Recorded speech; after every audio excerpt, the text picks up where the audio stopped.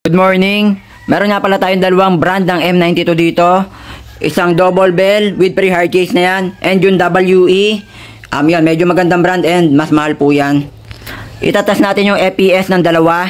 Gamit yung chronograph natin. Yung mga recent video ko, napakita natin gano'n nga ba kalakas yung gas type automatic natin. Yan, kung hindi naman bumabaon o lumulubog ang lata, minsan halos butas na oh. Yan o. Halos butas na yung mga lata natin. Meron tayong another set ng lata. Papalitan na natin yung luma. Dito naman natin susubukan yung dalawang M92 natin. Unahin lang natin yung M92 Beretta natin. Nagawan ko na to ng video sa recent video ko. Solid na solid yan ha. Siguro lagpasiset kalahating kilo to. Gano'n nga baka bigat yan oh. Pati yung magazine yan.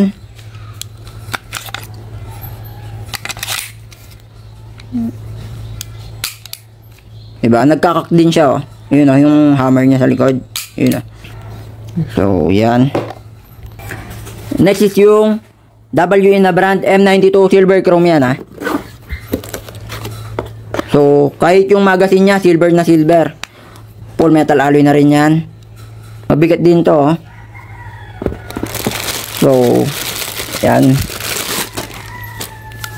Napakaganda. Sa mga mahilig dyan sa silver, sigurado magugustuhan nyo yan.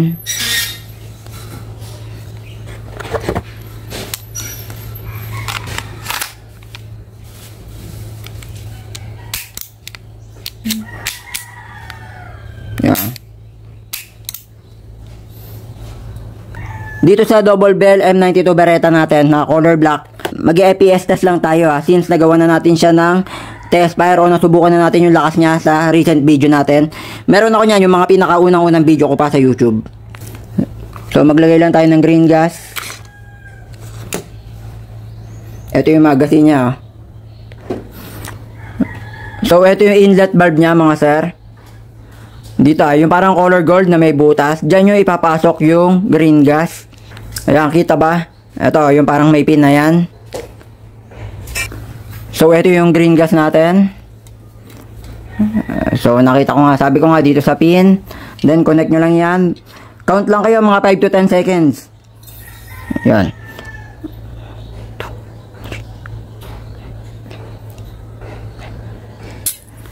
So, goods na yun.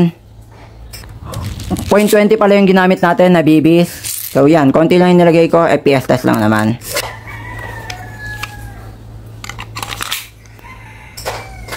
So, double bell M92 Taurus.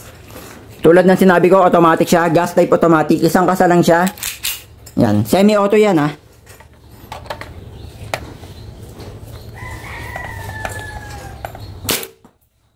.304. Mataas yung FPS na ito ha. 304 oh. 307.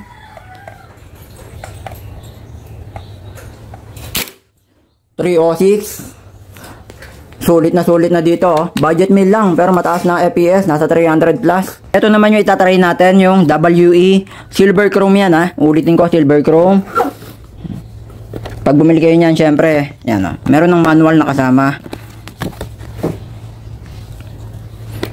So ito yung pinaka-unit. Napakita ko na yan kanina eh. Yan oh. Gaano nga ba kaganda yan. Silver na silver yan ha.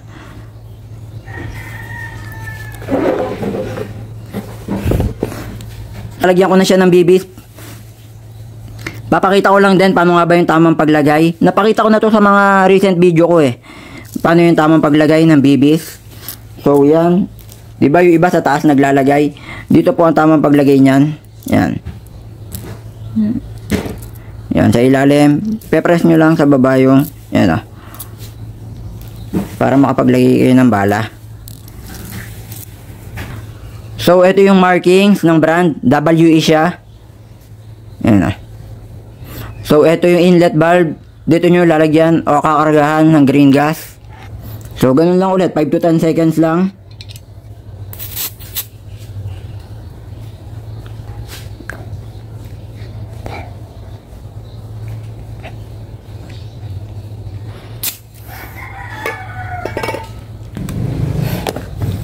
So, try na natin. Ito yung pinaka-unit natin. WE. So, try natin yon. Yun yung mga bagong lata na susubukan natin.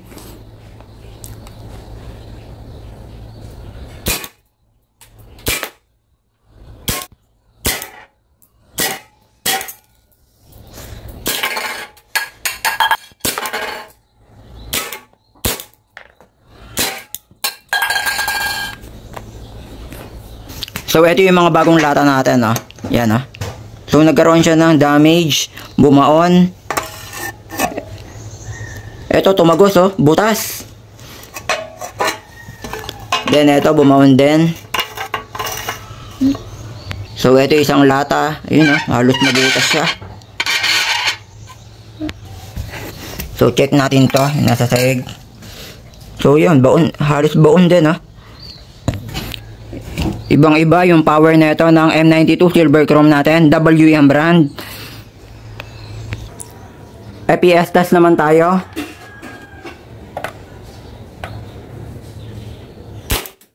.352. Yun, oh. Nakita nyo? 352 FPS.